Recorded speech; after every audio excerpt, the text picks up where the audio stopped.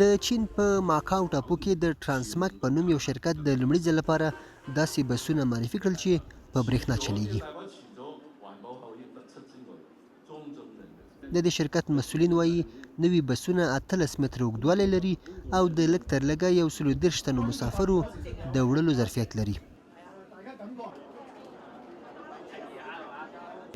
د دې شرکت د مسؤلینو په وینا د دې بسونو په فعالېدو سره به په ماکاو کې د مسافرو د ګڼې ګوڼې په کچه کې بېساري کموالی راشي.